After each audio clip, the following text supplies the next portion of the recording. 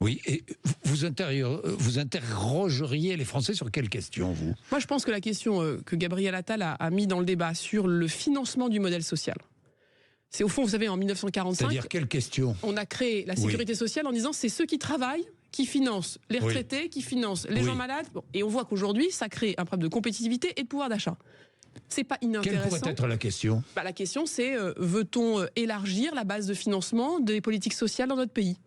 Concrètement, ça veut dire quoi? Ça veut dire que, par exemple, il y a d'autres impôts qui pourraient contribuer. Par exemple, on pourrait dire, c'est l'ensemble des revenus qui contribuent à la sécurité sociale. Alors l'impôt, dès le premier euro touché? Non, mais là, aujourd'hui, il y a des impôts. Tous les Français payent des impôts. Tous les Français payent la TVA. Tous les Français payent la CSG. Oui, mais je parle sur les revenus, sur...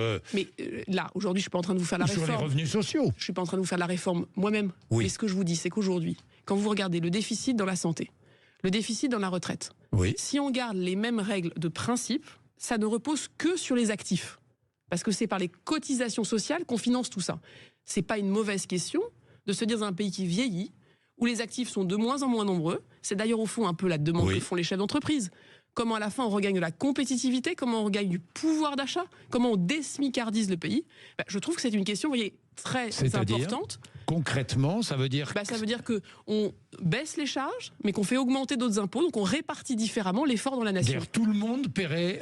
Tout le monde paierait, même quand on est retraité, même quand on a des revenus du capital, même l'ensemble du financement de notre protection sociale. C'est une très grande réforme de faire ça. Parce que c'est l'ordonnance de 1945 sur la sécurité sociale, elle n'est pas écrite pour faire ça. Même sur les revenus sociaux. Exactement. Exactement. Et donc ça veut dire quoi? Que ça, c'est une question, vous voyez, fondamentale, d'équilibre, d'équité, de solidarité. Donc, tout le monde paierait des cotisations sociales. Tout le monde, c'est ça. C'est ça qui est derrière. Et quand Gabriel Attal dit « ce pourrait être une bonne question », moi, je trouve qu'en tant que ministre des Comptes publics et femme politique engagée, je ne dis pas que c'est facile à poser, je ne dis pas que la réforme, elle est juste là, préécrite et qu'on en parle demain. Je dis que c'est une question intéressante parce que si on veut garder la sécurité sociale, si on veut garder un régime par répartition, si on veut garder cette solidarité qui fait notre modèle français, aujourd'hui, on voit bien qu'on est dans une forme un peu, pas d'impasse, mais dans une forme de limite. Et donc, c'est des questions très profondes et je trouve que le référendum peut être un bon outil pour le faire.